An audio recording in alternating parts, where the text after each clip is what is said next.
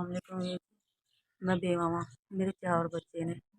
मेरे शौहर नूं फौत होए नूं 3 साल हो गए ने ते मैं अपने दरवाजे च बैठ के अपने दरवाजे दे अगे ना मंजी दे उत्ते बैठ के ते टिक्कियां पकौड़े वगैरह बना के ना ते अपना वक्त गुजार रही सां। पकौड़े टिक्कियां अपने बच्चों ने बेवा वां।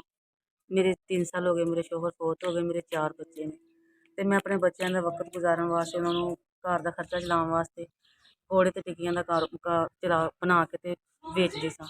ते ओह गली दे विचों मੱਝਾਂ गावां लंघियां ते ओह आपस ਵਿੱਚ टक्कर उन्हां दी हो गई ते उन्हां ने ਲੱਤ ਵੱਜੀ ਤੇ ਉਹ ਕੜਾਹੀ ਸਾਰੀ ਉਲਟ ਕੇ ਮੇਰੇ ਉੱਪਰ ਮੇਰੇ ਉੱਪਰ ਗਿਰ ਗਈ, ਜਿਹਦੀ ਵਜ੍ਹਾ ਤੇ ਮੇਰਾ ਜਿਸਮ ਦਾ ਕਾਫੀ ਹਿੱਸਾ ਜਲ ਚੁੱਕਾ ਤੇ ਇਹ ਮੇਰਾ ਬਾਜ਼ੂ ਵੀ ਸੜਿਆ ਹੋਇਆ ਸਾਰਾ। ਕੋਈ ਕੰਮ ਵੀ ਨਹੀਂ ਕਰ ਸਕਦੀ, ਮੈਂ ਬਿਲਕੁਲ ਬੇਕਾਰ ਬੈਠੀ ਹਾਂ। ਮੇਰਾ ਬਾਜ਼ੂ ਸਿੱਧਾ ਵੀ ਨਹੀਂ ਹੁੰਦਾ, 6 ਮਹੀਨੇ ਹੋ ਗਏ ਨੇ ਤੇ ਮੈਂ ਬੇਵਾ ਵਾਂ। ਤੇ ਹੁਣ ਆਪ ਜੋ ਵੀ ਸਦਕਾ ਜ਼ਕਾਤ ਖੈਰ ਖਰੀਅਤ ਦੇਵੋਗੇ ਆਮੀਨ, ਜਿਹਦੇ ਨਾਲ ਮੇਰਾ ਵਕਤ ਲੰਘਦਾ ਜਾਏਗਾ, ਮੈਂ ਆਪਣੇ ਬੱਚਿਆਂ ਨੂੰ 3 ਟਾਈਮ ਦੀ ਰੋਟੀ ਦੇ ਸਕਾਂਗੀ।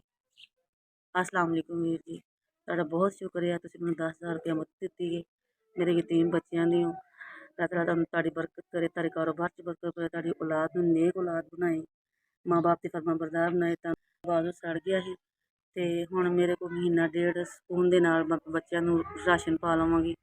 ਅੱਲਾ ਮੀਆਂ ਤੁਸੀਂ ਮੇਰੀ ਮਦਦ ਕੀਤੀ, ਬਹੁਤ ਸ਼ੁਕਰੀਆ। खुशहाल रहो, आबाद रहो। इस तरह माड़िया गरीबों की मदद तुहानूं अल्लाह ताला करन दी होर हिम्मत अता फरमाए। भाई तुसें मैनूं मदद भेजी है 10,000 रुपया, तुहाडा बहुत बहुत शुक्रिया। जित्थों भी भेजी है, जिस तरह भी भेजी है, तुहाडा बहुत बहुत शुक्रिया।